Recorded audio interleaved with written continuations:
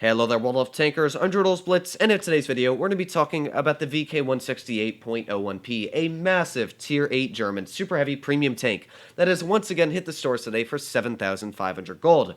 Well, you'll notice that I'm right now looking at 3 Tier 10 German super heavies, and you know, these are very heavy tanks. The E100 weighs 130 tons, we've got the VK72 weighs 122 tons, and even the 90 weighs in 90 tons, which are all very, very heavy tanks, the top heaviest vehicles in Tier 10, but we move down 2 tiers and you think that vehicles would get lighter until you run into this thing, which weighs 168 tons. It is truly a massive monster.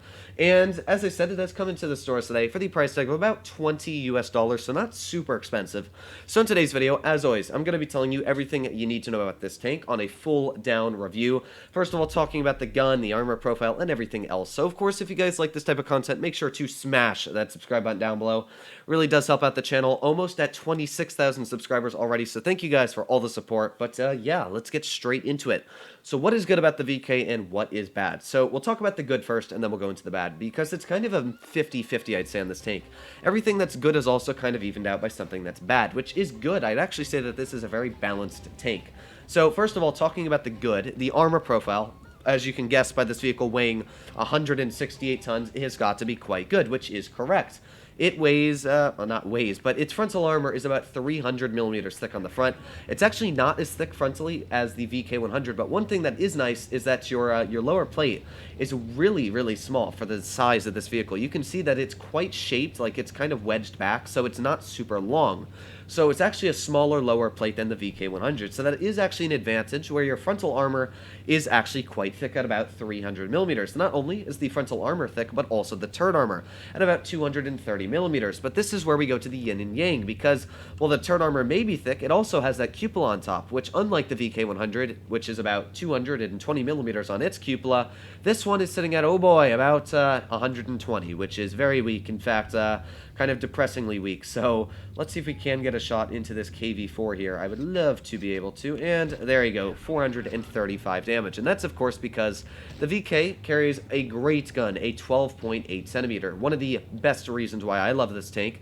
I actually love it also because it's kind of a meme. It's just such a weird tank and so ugly that it actually does quite well. I will agree with pretty much everybody that this is possibly the ugliest tank in the game. Not as ugly as the, I don't remember what the tank's called. The Vulcan, I think it is. Not as ugly as that tank, but it is quite ugly. It's like you get a Moushin, and then you kind of move the turret up a little. It wouldn't look that bad if the turret was further back, but it's just like a reverse. I don't really know. It's just weird. We'll just put it at that.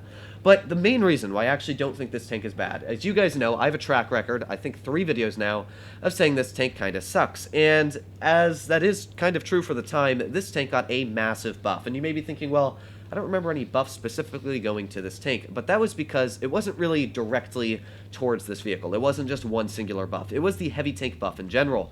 All the heavy tanks in Blitz got a massive hit point buff, which this vehicle got 500 more hit points. That is a very large amount. That means that you can literally take another Tier 8 tank destroyer shot, like a Scorpion G. It's literally an extra shot from a Scorpion G you're able to take, which means that if you bounce a shot, that's a massive amount of HP that you've gotten there for a Tier 10 German heavy. So here we go. We've got the K91 pulled right out there and aim in, and there you go. Nice little roll right into the K91.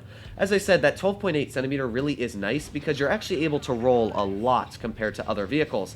Now you can see there, the cupola, once again, falling apart for this vehicle. It's super duper weak.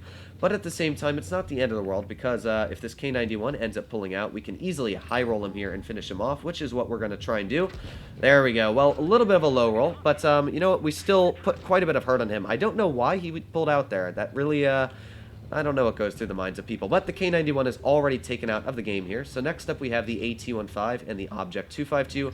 I will take the trade from the AT to get a nice shot into that OBJ. You can see there again, I'm able to roll this guy for a lot of damage, almost 500 there, and you can roll upwards of 575 hit points with a singular shot in this vehicle. So, you know, damage really isn't a downside in this tank. You can see here, I am getting out quite the beating on the enemy team, and as long as I do Well, I don't think I'm going to be able to survive this match, but I'm still going to do a decent job of getting out the damage here. Let's get another nice roll right in the side of you.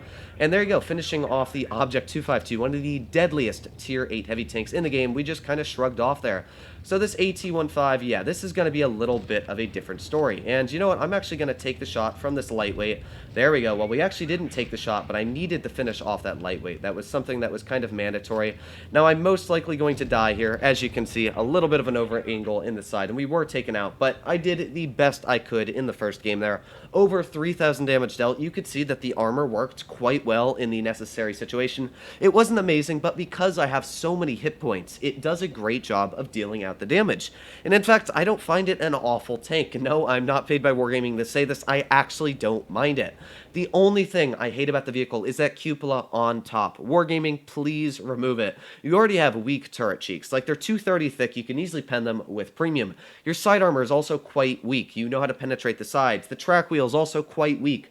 While the armor is great on the front, yeah, it's very easy to penetrate it if you do know how to go through it. But on the same end, and by the way, if this KV4 had stuck with me, I think we could have actually won this match. But while the armor is decent on the tank, that cupola just lets it down most of the time when you're face-hugging people. Now, it's not really that weak compared to, like, low-down heavies. An IS-3 literally can't aim up that high. Like, this is what he's going to be looking at. You can't aim up that high. And like an IS-3, because this tank is so tall, the cupola is not really a weak spot. But when you're face-hugging, let's say, an E-75 or a taller Tier 9 German heavy, or even, you know, an M103 that are much taller, they're easily able to shoot you right in the cupola, and your armor's kind of irrelevant when it's only 120 millimeters thick. It's something that I don't like about the vehicle, but other than that, it really is kind of a fun vehicle to run.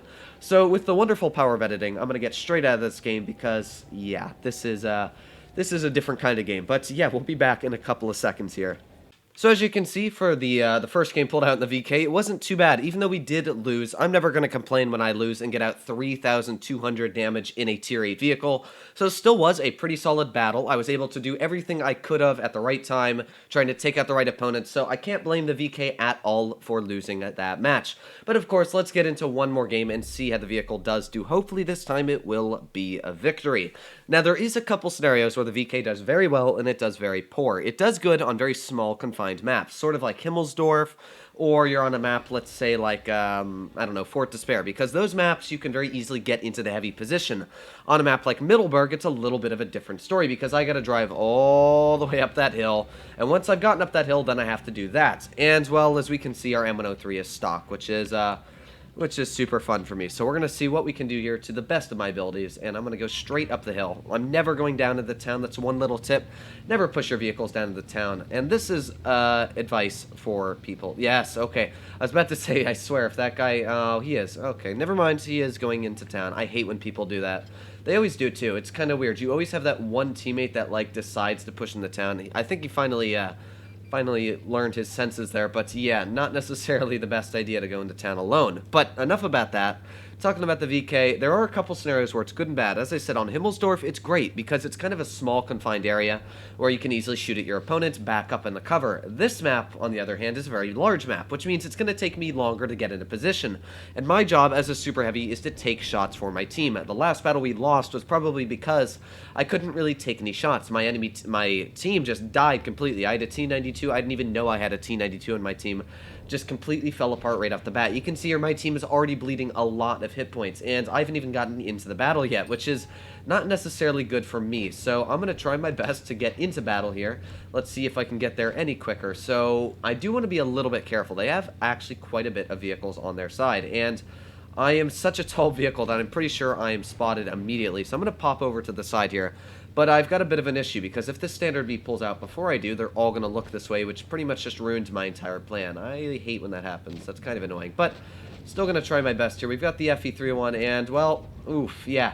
That's another downfall I didn't really cover on this vehicle. While it does have a 12.8 centimeter, not necessarily the most accurate of 12.8 centimeters, it's, yeah, that's not necessarily one good thing on the tank. But, you know, this shot, well, I take it back. That one missed too. So, yeah, this gun, you can see, isn't necessarily the best in all of its scenarios. But we're still bouncing shots, and that's the whole point of this vehicle, is to bounce shots. So, yeah, I'm doing everything this vehicle is meant to do.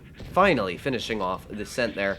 254 damage later. Now we can push on this T-55A. This is where the vehicle does great, because as you can see, I have bounced a fair amount of shells. I've done everything the vehicle has meant to do so far, and while we haven't necessarily penned all of our shots, it's still done the job of a heavy tank. So let's see if we can hit this T-55A. There we go, spotted right out, and nice little roll right into the front plate at 434 damage. Again, you have that nice alpha. We're literally dealing 400, not 400 more. I'm losing my mind, but again, there you go, nice bounce from the Scorpion G. The armor on this tank is working like a charm, doing everything that I need it to in this battle. So let's get a nice tap right into the side of that Yag Tiger. Gonna turn my all right back to that Scorpion G. And you know what? While he is shooting me, again, I'm not really gonna focus on him. I'm actually gonna look at somebody else and see if he's gonna try and pull out here.